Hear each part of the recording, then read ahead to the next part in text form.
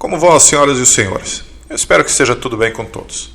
Uma das coisas que eu gosto de fazer quando eu trago esses artigos de alta tecnologia para analisar com vocês é destrinchar toda a linguagem técnica que nós temos como muitas vezes ininteligível, que os artigos às vezes tentam traduzir e não conseguem completamente, levando isto ao conhecimento de todos de uma maneira um pouco mais compreensível, né? E outra coisa que eu gosto de fazer enquanto faço essas supostas traduções, né, é buscar nas entrelinhas o que de fato eles estão dizendo. E uma das coisas muito interessantes que nós vamos ver aqui neste artigo é como os computadores quânticos serão utilizados num futuro bem próximo. Porque, por enquanto, os computadores quânticos foram criados e as pessoas não entenderam de fato para que servem. Elas acham que serão computadores mais rápidos que elas instalarão em suas casas. Não será assim. Primeiro porque o gabinete privado de computação não existirá mais. Nós teremos os chamados terminais burros espalhados pelo mundo inteiro. E o que é isso? É um computador que vai tão apenas e simplesmente permitir que você acesse um computador central, uma espécie de computador quântico único que vai interligar todos os terminais burros. Então vai depender apenas da velocidade da sua internet para saber quanto desse processamento você poderá utilizar. Imagino até que cada um vai pagar, ao invés de comprar um gabinete, vai pagar pela velocidade de computação quântica que quererá utilizar, a quantidade de armazenamento, etc. Bom, então eles dizem aqui, espera-se que a computação quântica revolucione uma ampla faixa de indústrias, mas à medida que a tecnologia se aproxima da comercialização, quais serão os primeiros casos de uso? Isso é muito interessante, vocês vão entender o que nós estamos vivendo agora e entender para onde nós estamos indo. Então eles falam aqui da quantidade de qubits, que agora é utilizada para medição de velocidade de processamento. Isso não interessa muito para a nossa análise aqui.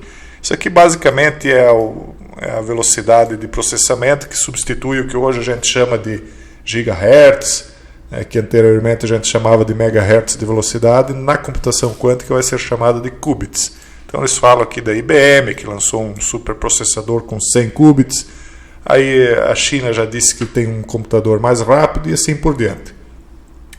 Mas o que interessa para nós começarmos aqui é esta frase aqui, ó. A maioria das empresas de computação quântica pretende produzir dispositivos tolerantes a falhas até 2030, ou seja, note como muita coisa está convergindo para esta data. As pessoas acham que esta data foi tomada ao acaso, por exemplo, para lançamento da Agenda 2030, que é a agenda que está dominando a década em que nós estamos vivendo. Tudo o que nós estamos vivenciando agora tem a ver com esta Agenda 2030 e esta data não foi escolhida aleatoriamente. Então, esta situação do flagelo que nos empurrou para esta nova era tecnocrata e digital não foi por acaso. Agora vamos começar a analisar alguns detalhes do que está vindo aí pela frente e vocês vão entender melhor. Como é que a computação quântica vai alterar as nossas vidas? Então, para começar, eles dizem aqui, para alguns setores, os benefícios da computação quântica parecem mais claros do que para outros setores. Para os fabricantes de medicamentos, a tecnologia promete agilizar o longo e incrivelmente caro processo de pesquisa e desenvolvimento da indústria. Uma droga média leva 10 anos, preste atenção nisso aqui. Uma droga média leva 10 anos e 2 bilhões de dólares para desenvolver. Ora, nós sabemos que este experimento que as pessoas estão sendo confrontadas agora durante o flagelo não demoraram 10 anos. Então, se uma droga média demora 10 anos e se eles estão prevendo que isso aqui, nós já vamos ver isso, será reduzido devido à computação quântica e se a computação quântica só será aplicada a partir de 2030, segundo o artigo aqui, com retirada de possíveis falhas, né, só em 2030, então podemos concluir que realmente nós estamos aí tomando um experimento cujos efeitos a médio e longo prazo não são calculáveis ainda de momento. Então, só um alerta nesse sentido que a gente consegue perceber aqui através das entrelinhas disso. Mas o que nos interessa focar aqui também é compreender que as simulações quânticas que eles vão fazer dentro dessa computação quântica vão servir no setor de fabricação de medicamentos para prever como as proteínas se dobram e revelar as propriedades de pequenas moléculas que podem ajudar a produzir novos tratamentos. Ou seja, vocês lembram que eu venho falando para vocês que a computação quântica é que servirá para criar o que se chama Matrix. Vocês lembram que eu tenho falado que muita gente será preservada para viver dentro da Matrix, porque a criatividade e a capacidade intelectual humana não podem ser substituídos por computador nenhum e nem mesmo pela computação quântica.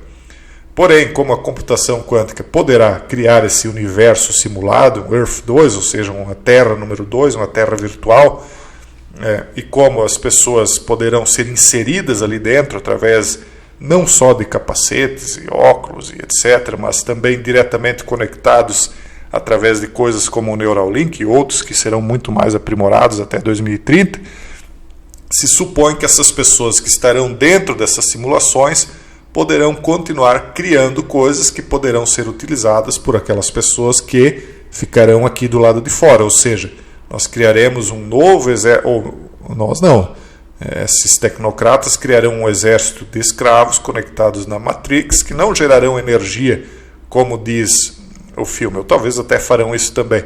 Mas além disto, eles gerarão coisas criadas pela mente humana que podem ser feitas de maneira acelerada apenas dentro de simulações quânticas. Portanto, aquilo que demoraria 10 anos poderá ser encontrado em questão de horas, né?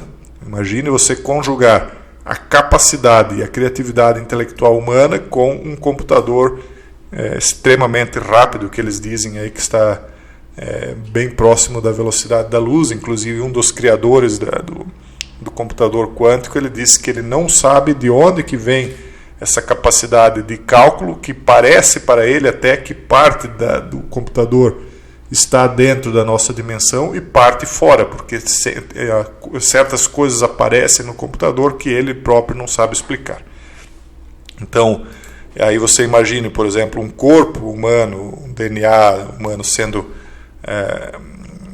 como foi feito através do projeto Genoma, escaneado completamente dentro da computação quântica, e aí essa simulação de medicamentos que pode ser aplicada nesse corpo, sendo feito na simulação, prevendo todos os possíveis efeitos colaterais, inclusive acelerando o envelhecimento de uma pessoa para ver os efeitos colaterais a longo prazo. Então imagine como isso pode ser resolvido então, a partir daí, em questão de poucas horas, qualquer tipo de problema que uma pessoa eventualmente possa ter. Então nós estamos nos encaminhando para um tempo em que, efetivamente, todas as doenças serão curadas, pessoal. Isso haverá de ser algo bom em algum determinado momento, porém, tudo tem um preço. E as pessoas elas não estão percebendo que o preço de talvez todas as doenças serem curadas é que as pessoas deixem de ser humanas. As pessoas comuns não estão percebendo isso, porque as pessoas que estão à frente desses projetos já falam em transhumanismo, em humano 2.0, o homem plus.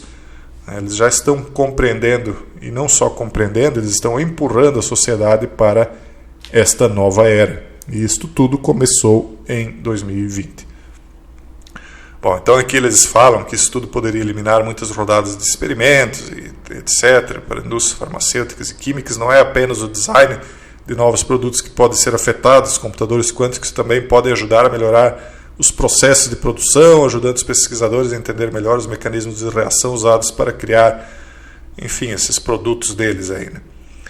Então, na indústria automotiva, eles falam aqui também que a tecnologia pode aumentar significativamente as capacidades de prototipagem e testes. Claro, você imagina você simular um universo virtual, onde você coloca um automóvel, onde você simula ele, se não 100%, quase que 100%, idêntico ao que seria no mundo real, e aí você pode fazer toda uma série de testes, como, por exemplo, colocar um automóvel dirigido por inteligência artificial no mundo virtual e colocar obstáculos dos mais absurdamente imagináveis dentro daquela simulação para ver o que a inteligência artificial faria e como você poderia melhorar, enquanto a própria computação quântica poderia criar os problemas, ela mesma poderia ir resolvendo os problemas da inteligência artificial. E aí nós caímos naquela situação de possível alcance da singularidade, ou seja, aquele momento em que a própria computação ou a inteligência artificial vai assumir o controle de si mesma, porque se ela puder simular as falhas e também corrigi-las, é óbvio que a partir daí ela está praticamente pensando sozinha, faltando apenas então somente ter a criatividade humana, que não é possível ser colocada por si só dentro da computação sem linhas de programação definindo-a previamente. Agora, se você coloca um ser humano ali dentro, conectado à máquina, essa criatividade, então, ou esta falta de criatividade da tecnologia pode ser suprida, né? O impacto da computação quântica no setor financeiro levará mais tempo para ser sentido, mas ela pode ser inestimável na modelagem do comportamento de carteiras grandes e complexas para criar melhores estratégias de investimento. Eu já vejo isso diferente. Eu vejo que a computação quântica, ela primeiro quebrará esses códigos de criptomoedas, então a criptomoeda se tornará obsoleta com a computação quântica. Alguns vão dizer não, pelo contrário, a computação quântica criará códigos ainda mais difíceis de serem quebrados, mas aí vocês estão dizendo que a computação quântica é uma espécie de Deus, né, que ele acaba construindo um muro muito alto para aliás, o desafio da história de Deus, que se Deus fosse onipotente, ele poderia construir um muro que ele mesmo não poderia pular, mas essa questão se resolve pelo seguinte: ele continua construindo eternamente um muro que eternamente ele poderá pular. Então, se a computação quântica pode criar uma chave que ela mesma não pode quebrar, é mais ou menos o mesmo paradigma, né?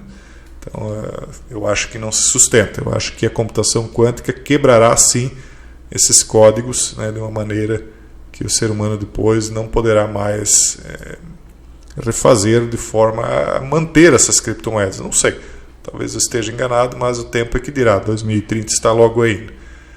Bom, pessoal, isso também nem é o mais importante. O mais importante é compreender que nós estamos sendo encaminhados para essa nova era digital e aquilo que eu chamo também de prisão digital, que será implantado plenamente quando a computação quântica for então plenamente implantada, o que eles dizem que seria em 2030. Um forte abraço e até o próximo vídeo, se Deus quiser.